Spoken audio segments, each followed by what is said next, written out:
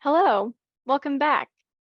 My name is Sarah Turner, and we'll be finishing our fourth and last training session on resilience and power sector modeling. And in this part, we'll be focusing on traditional power sector modeling examples.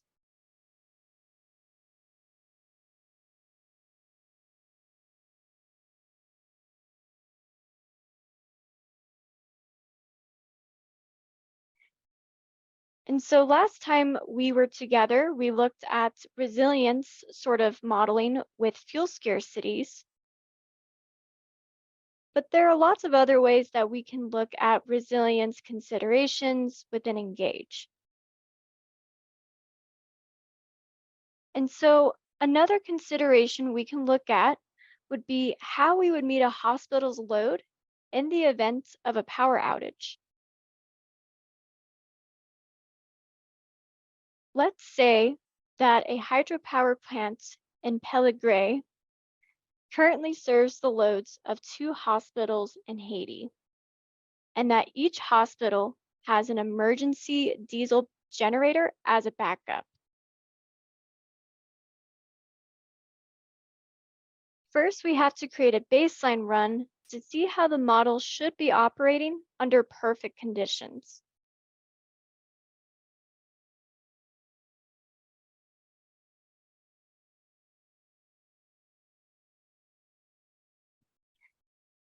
And so, now that you're a pro at the model building process, we will be moving through the exercise more quickly, providing detailed slides outlining the process.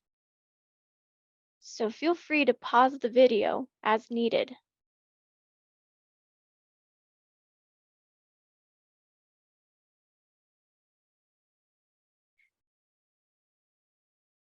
We will need to create 3 new locations. The first for our hydropower plant, which we will call Pellegret. The last 2 locations are the placement of our hospital and solar farm in Port-au-Prince. While we're at it, create a solar resource time series for our Port-au-Prince solar farm using PV watts, and rename our hospital and solar farm in Cape Haitien to include the name of the city. That way there won't be any confusion as we build larger scale models.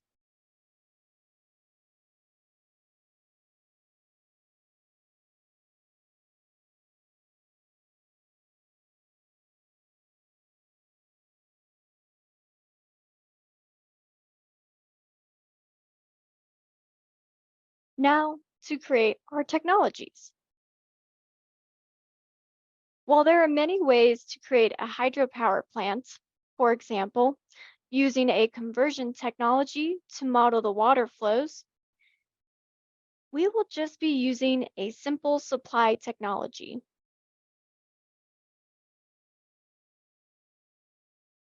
This is an important modeling note to keep in mind as you build more technologies, since many times you'll have to balance having a detailed technology against being able to efficiently run a large-scale model.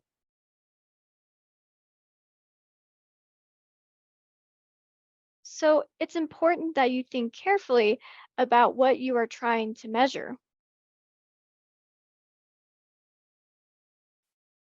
In this case, since we are not interested in modeling the water flows around Pellegret, we would want to narrow our focus to only modeling the hydropower plant's essential elements.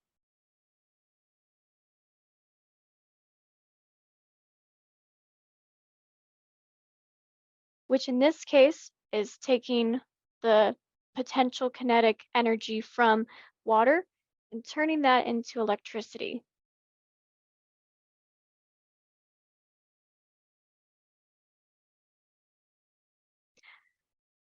The most important element to consider when we think about the essential elements of a hydropower plant is its capacity factor.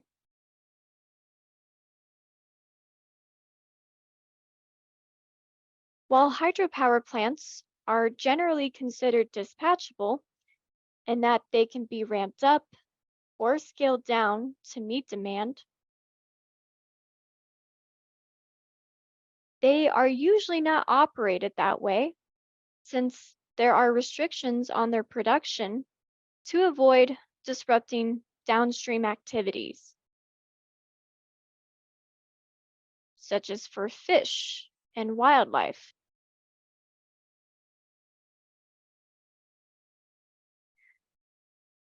As such, a hydropower plant's operation is usually modeled closer to an intermittent technology.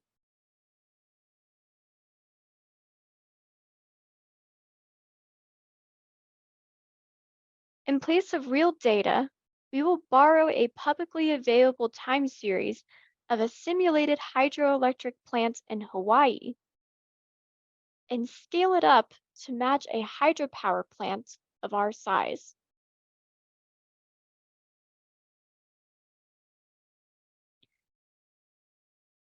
You can find the time series we used in this training exercise in the training model, which will be available for download under the Engage Modeling page.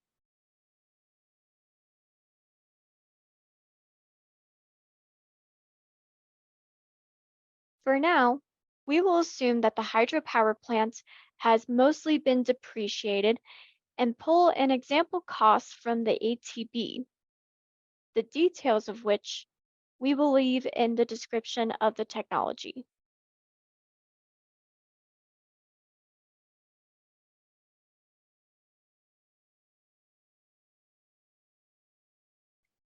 You will also need to create a transmission line from the hydropower plant to the hospital.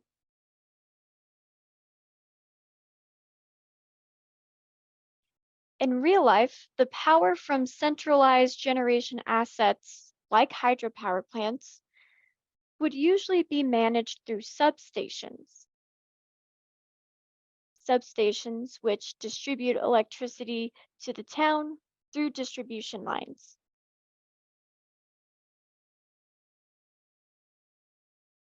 For our purposes, though, we will be focusing primarily on using the lines to meet the hospital's demand. So we'll just be modeling a copper plate system.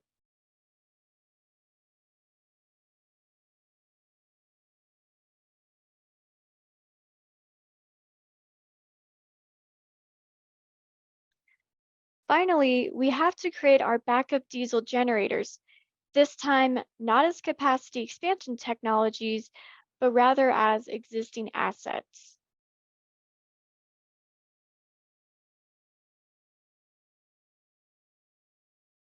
To do this, we'll copy over the parameters for our current diesel generators and remove any parameters related to capacity expansion.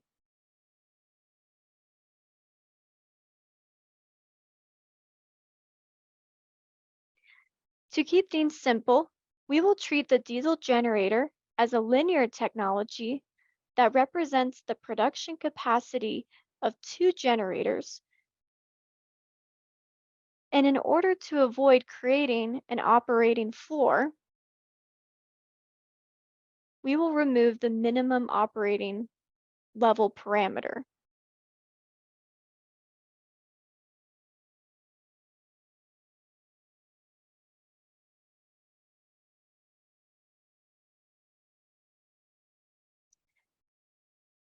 And so now for the next step of the modeling process, create nodes for the new scenario technologies, including the hydropower plant, the copper plate transmission lines, and the Port-au-Prince technologies.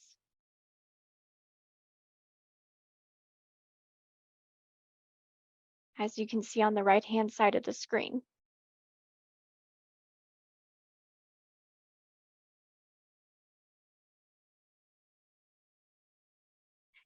However, don't forget to assign the prior technologies we've already been using in Cape Haitian to the Port-au-Prince locations as well, as you can see on the left-hand side of the screen.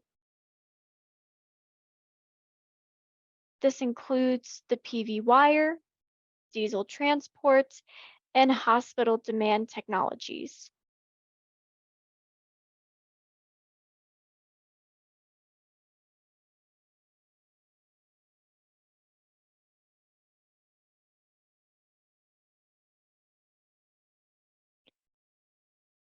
Once you have a new scenario created and the proper technology is enabled, do a 3-month run this time from June 1st to September 1st of 2023.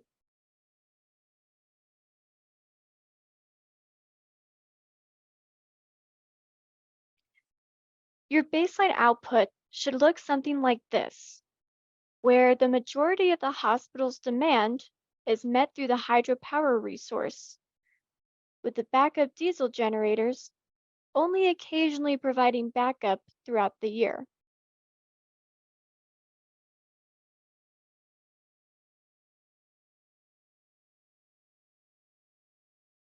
Notice that the total loads and system assets for each city are represented in this graph, but you can toggle through the different locations using the top menu controls.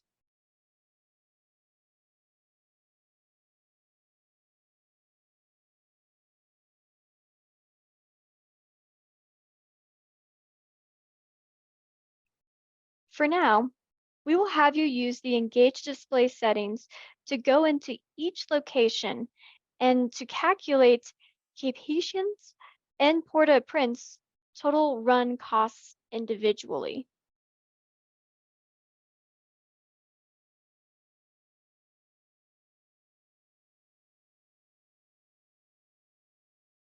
To keep things simple, we will assume that the total cost of the hydropower plant was split evenly amongst the two locations, and that the diesel supply cost is split based on the weighted average of the diesel generator's operation expenses.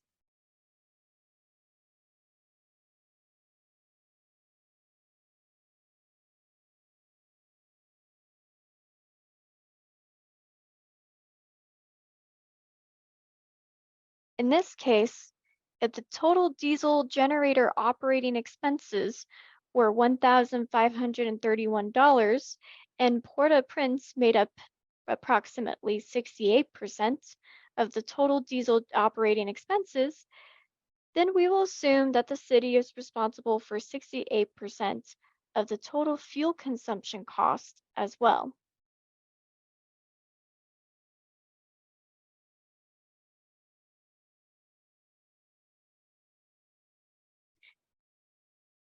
If we add up the location-specific costs in this way, we'll see that the two locations have approximately the same energy costs, which is in line with what we would expect since we use the same hospital demand profile for each city.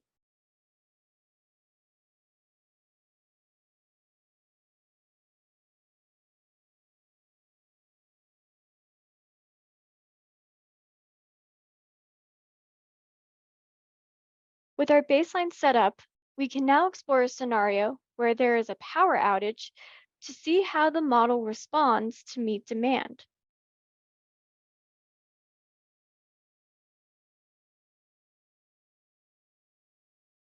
To start, let's give Engage two options.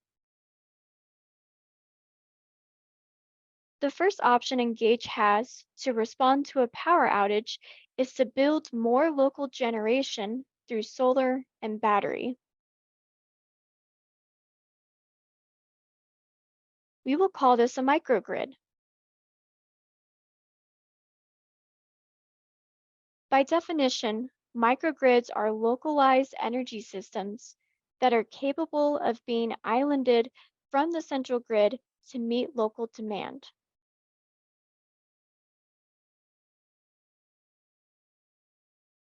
Instead of duplicating our solar and battery technologies, we will go into the technologies catalog and create a new technology using an archetype that we haven't covered before, called supply and storage.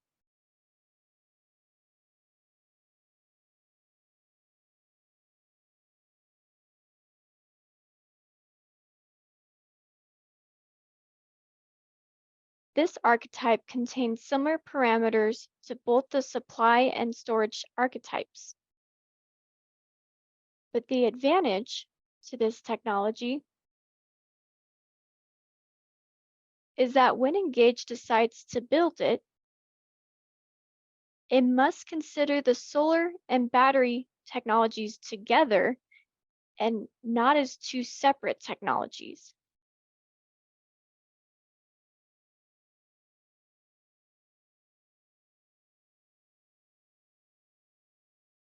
This is representative of how microgrids operate in real life, since in order to be self-isolating, they usually require some type of battery or storage system.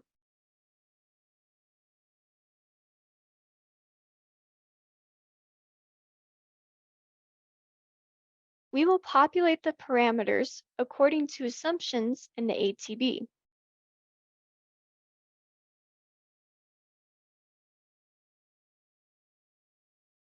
Finally, in order to be completely self-sufficient, microgrids have additional costs from interconnection equipment to control and monitoring systems.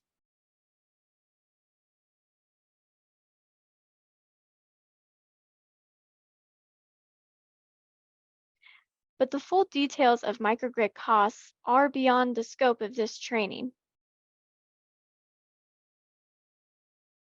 For now, we will do a rough estimation for these additional costs by multiplying our cost parameters by a factor of 2 to be safe.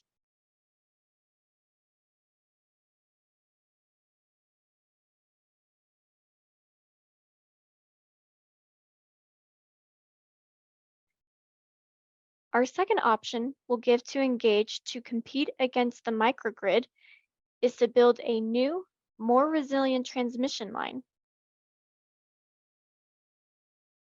But what do we mean by this?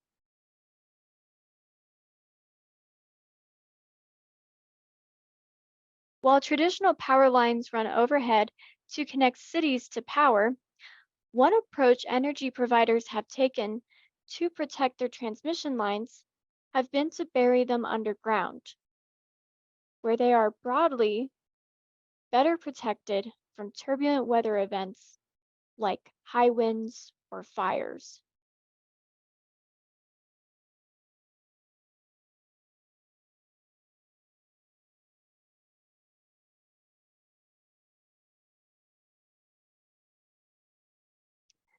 Note that this strategy may not work for all communities, but for our purposes, we will study its relevance to resilience planning in this training.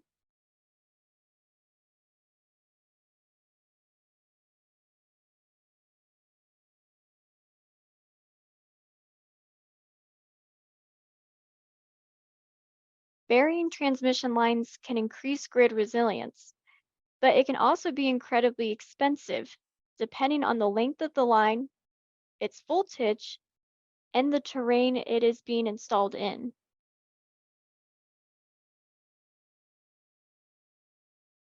This is why we'll have two transmission lines, both at different distances away from our hydropower plants to see where it could potentially be more cost competitive.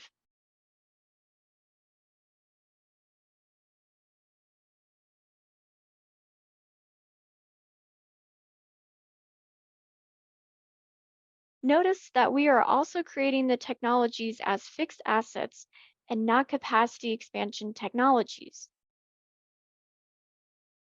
Why are we doing this?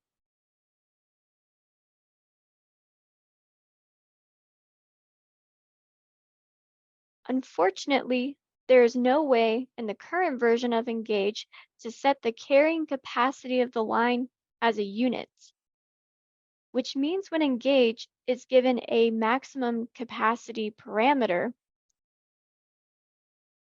it will optimize the cost of the line by sizing the carrying capacity of the line.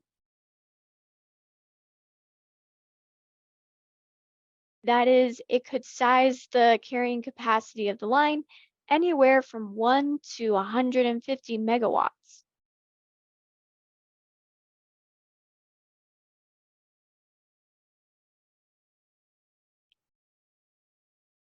While this makes sense to engage, this is not realistic to most investment decisions on transmission lines, where usually, if an energy planner is thinking about building a line, they would just go ahead and plan for the maximum carrying capacity.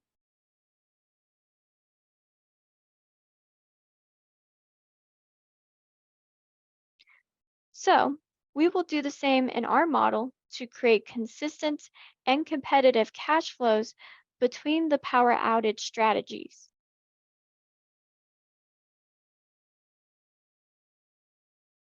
That is, we will make sure that the transmission lines are fixed so that the carrying capacities of those lines become fixed as well in the decision to build.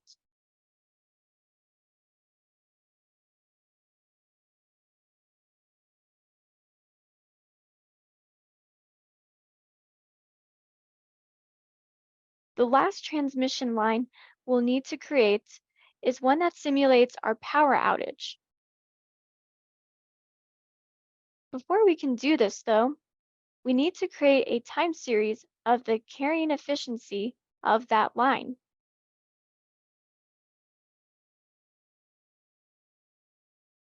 Most transmission lines are generally efficient, so we will assume a carrying efficiency of 95% up until 7 a.m. on July 4th when the line goes completely out.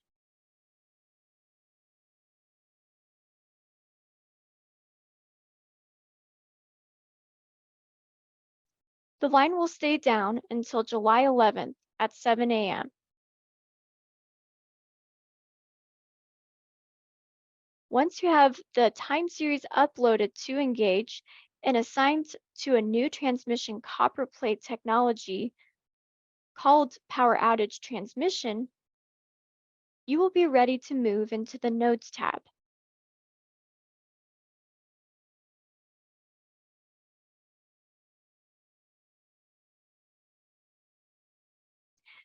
There are quite a few locations we need to assign to get our model running, but this is where the ability to customize technologies at the node level becomes incredibly useful, as it can save us time.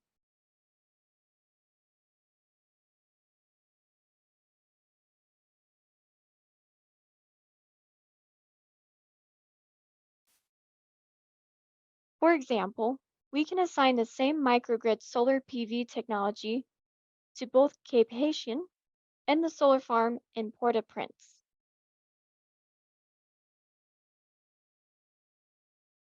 The only thing we'll want to change is the time series for the solar technology at Port-au-Prince, pulling the one we created earlier from PV watts.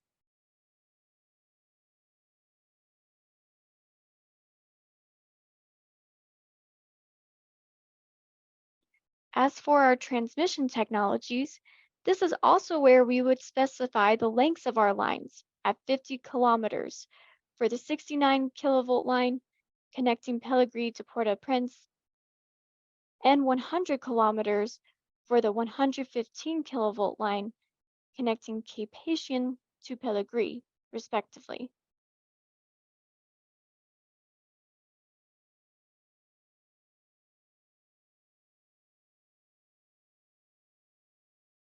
Take your time to move through the list to make sure you don't make any mistakes, which is easy to do as these models become bigger.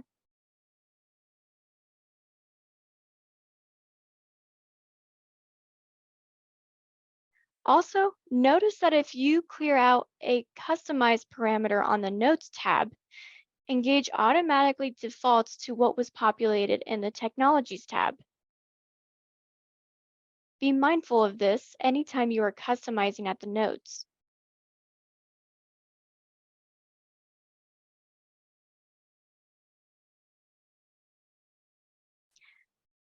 After you have assigned your technologies, you'll be ready to rerun your scenario. To simulate the power outage, turn off your copper plate technologies and enable our new power outage transmission technologies instead.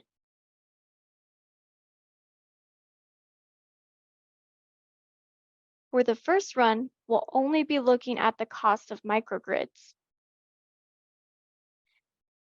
Enable those technologies and then click Out of Date. Then go back to the Scenarios tab and turn off the microgrid technologies and turn on the underground transmission lines instead.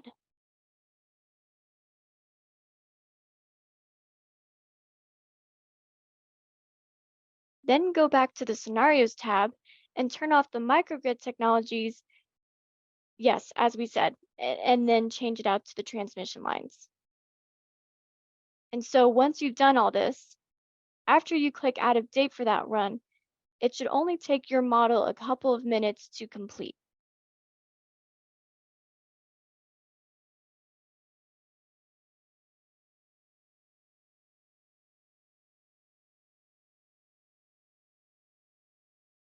To compare locational costs, this time we will be downloading the raw data.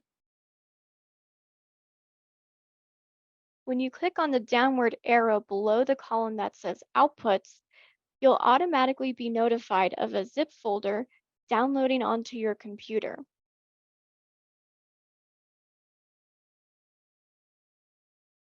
If you open it, you'll notice a lot of CSV files, some labeled Input for what was used to create the model, and some named Output.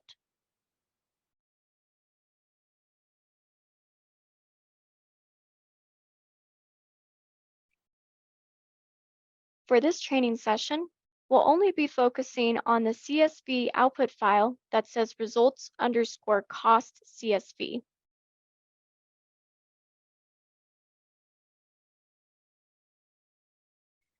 When you open it, you'll see that it breaks down the total cost according to its node, which in this case is the technologies at each location.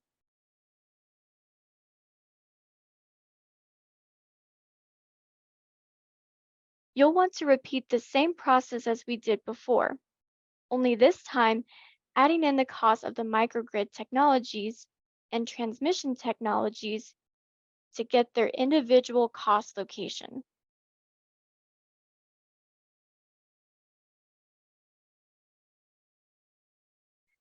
You'll notice that the transmission technologies cost occurs twice. That's because Engage splits its cost between the two locations. You'll want to add both to get the final technology total.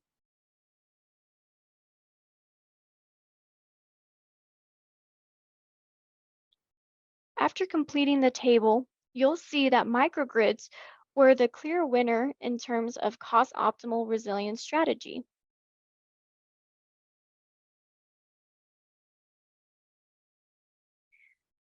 While each scenario was more expensive than our baseline, the cost of the microgrids were exceptionally less, even when we doubled the technology's costs. That is less than the transmission strategies.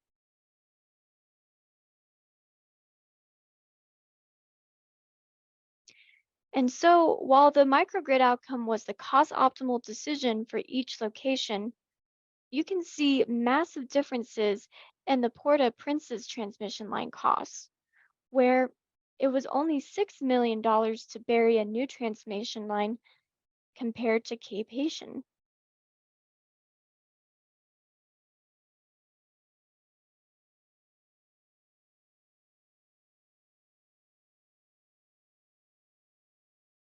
Possible iterations of this exercise could include adjusting the transmission technologies to see at what point the lines could become cost competitive.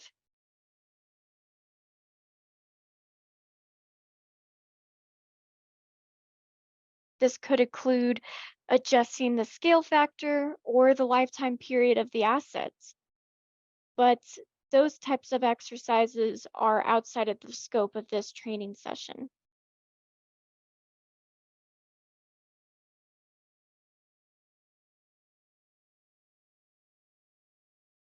But I want you to ask yourself first, what is wrong with this representation?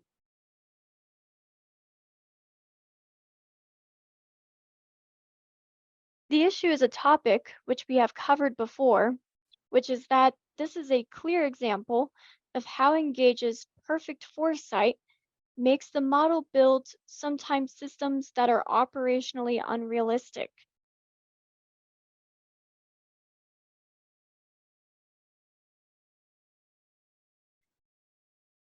From a pure cost argument, it makes sense that the model would choose to only build a microgrid that had 3.5 megawatts of solar production capacity and 14 megawatt hours of storage because the model knows that for the rest of the year, the hydropower plant is reliable and can be used to meet the hospital's demand.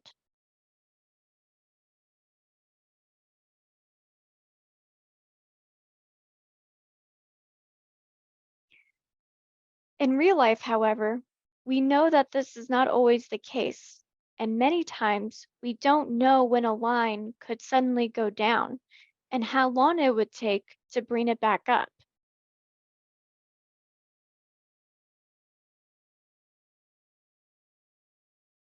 This is why most microgrids are huge in scale compared to our model to be prepared to meet demand under the worst circumstances.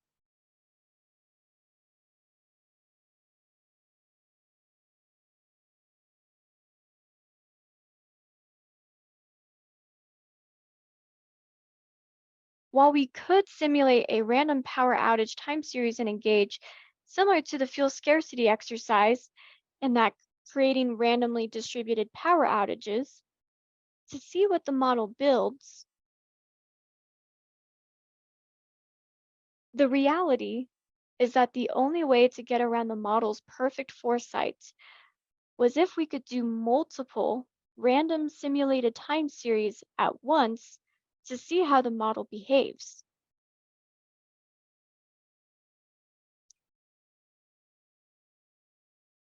This is unfortunately a limitation to Engage, as we would have to repeat the same process multiple times, which can quickly get time consuming.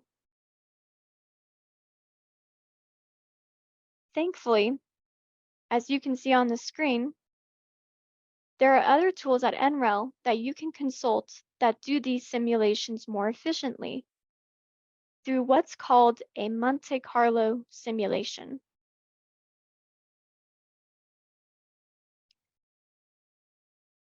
These tools that we reference include BRIOPT as well as PRAS.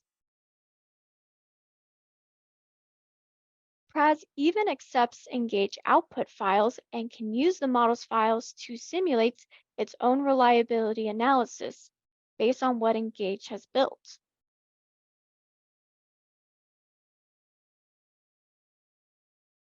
If you have questions on the tools and how you could facilitate this process, contact us directly. But for now, this exercise hopefully gave you an idea on how to use Engage features to simulate outages under the context of competing different transmission as well as generation systems.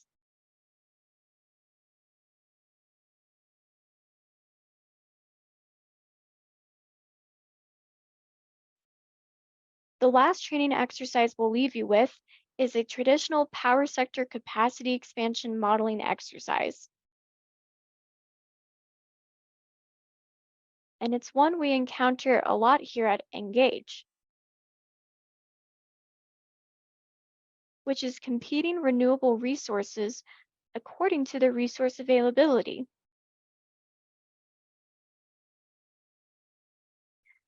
So far, we've only looked at powering a hospital's demand with diesel generators, solar, and battery storage.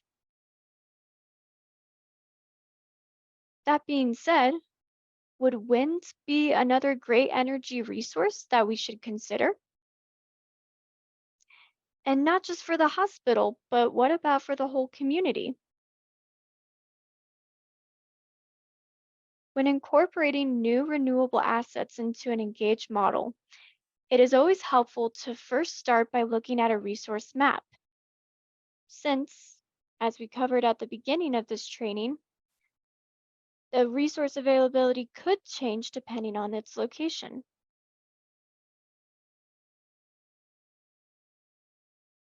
While Engage has great solar resource in most places, we can see by looking at the Global Wind Atlas that the same cannot be said for wind.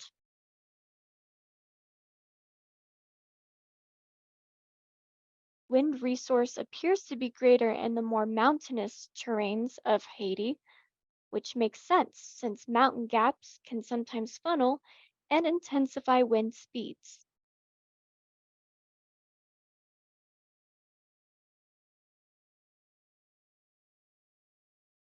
However, building a wind farm in the mountains can be challenging due to its complex terrain.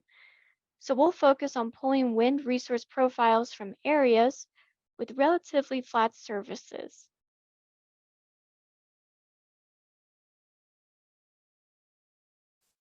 The first area we'll pull our wind resource profile from is near Port de Pas,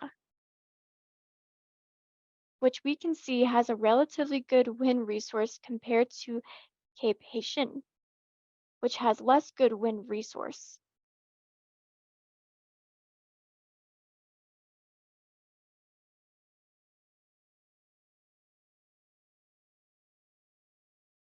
We'll use a platform called Renewables Ninja to create the respective wind resource profiles at each location.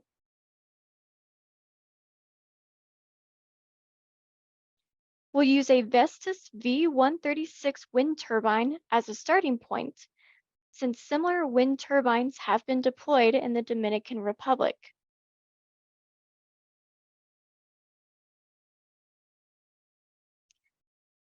It should be noted that Renewables Ninja is not an NREL supported tool, and its outputs should be verified across other platforms.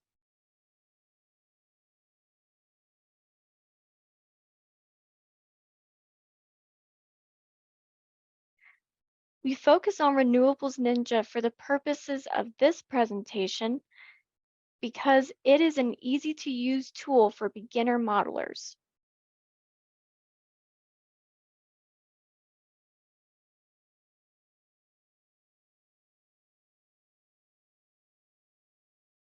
Follow the steps on the screen carefully and pause the video to take your time building the model. For this scenario, we'll create 6 new locations,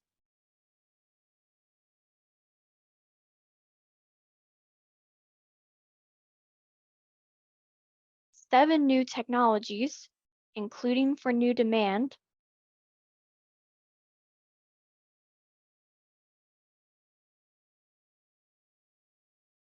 new capacity expansion technologies, including our wind turbine,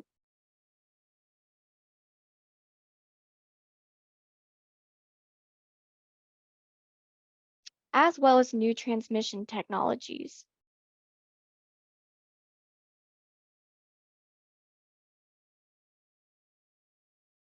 The final step is to create 15 new nodes, some for the new technologies we made, and the rest for copper plate transmission lines, which we will use to simulate how a substation distributes power across the city.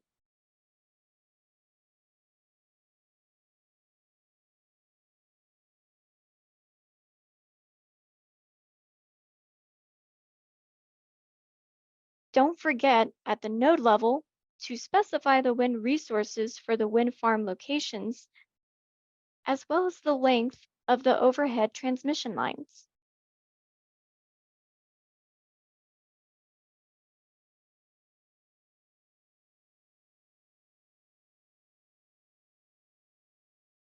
After we create a new scenario, the first run we'll launch is powering our community with just solar, batteries, and diesel generators.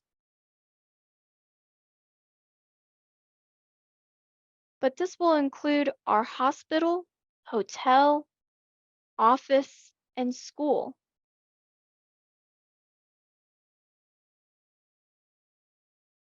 Do the run for a year with an hourly time step.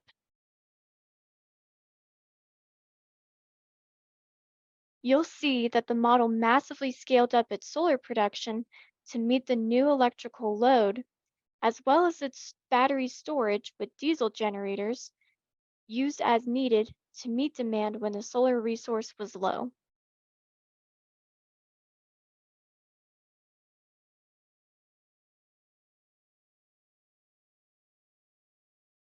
Now rerun the scenario, this time turning on the wind turbines for each location. Starting with copper plate transmission technologies, just to see how wind does on a pure cost basis against solar, battery, and diesel.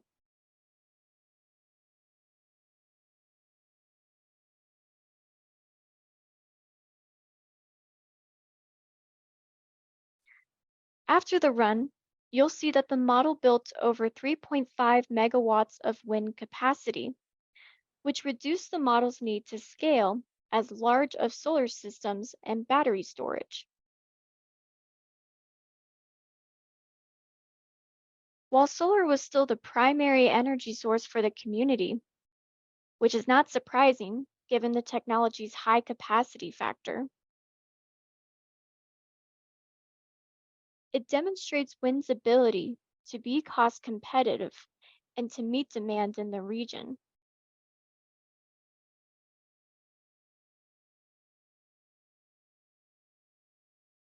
If you scroll through the locations tabs at the top, you'll notice that the model only built wind in Port de Paix.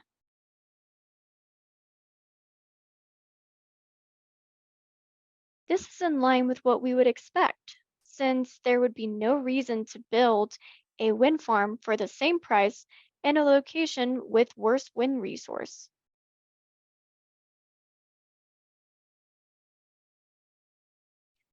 What if, however, there was an additional cost to importing the wind power to Cape Haitian, such as the cost of a new transmission line?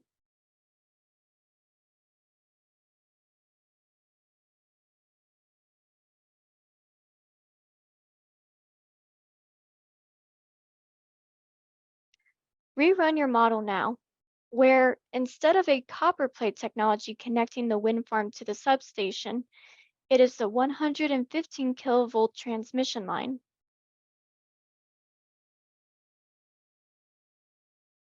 Since we have fixed capacities on the transmission lines, only run the Port de Paix wind farm with the 115 kilovolt line first.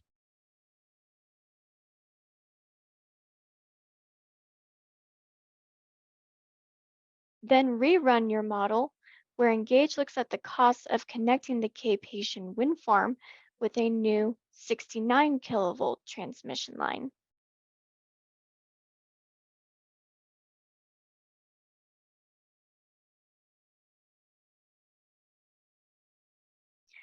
While the operating costs under the transmission scenarios are naturally higher than the costs of our copper plate models, we can see that even with the worst wind resource, it was more cost competitive and cost optimal to meet community demand in Cape Haitian with a nearby wind farm than it was to deliver electricity from Port de Paix.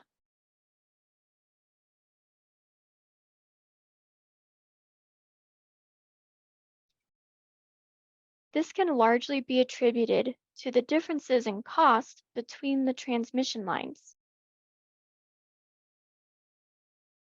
But you could easily imagine how this exercise could be tailored to look at other multiple scenarios,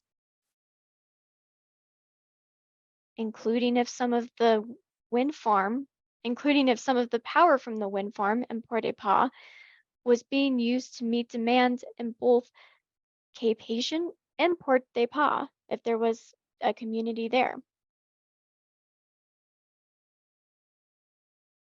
And so this iterative process we have just shown is a good modeling tip for gaining new insights into the model.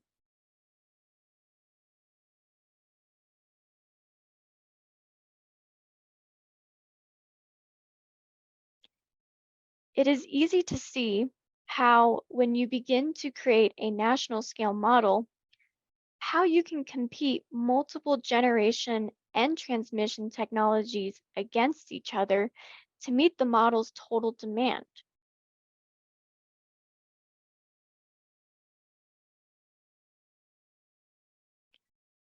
This can include examples we've already covered, like different voltages and lengths of transmission lines, to different generation resources like wind, solar, and hydropower.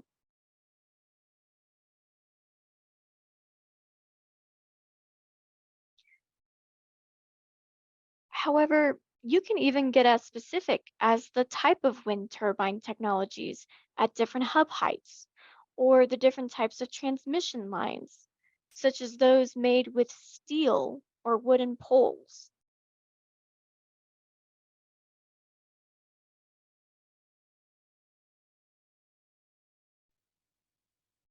Even though there was a lot we didn't get the chance to cover, such as land restrictions and engage, energy reserve margin constraints, retirement of assets, and multi-year modeling practices,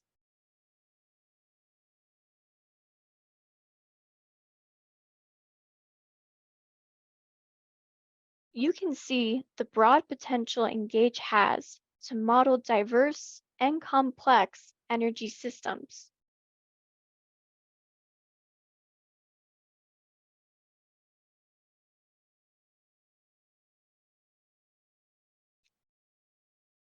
This concludes our Engage training series. Thank you so much for participating. We hope you learned something of value and that you can begin to confidently use capacity expansion modeling to address your energy related needs.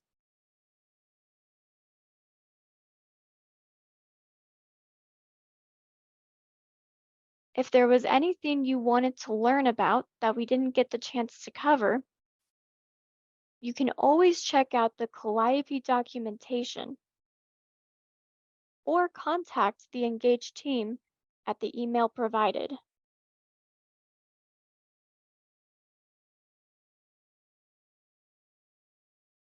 We are always happy to help you with any of your planning needs and modeling questions. Thanks again so much.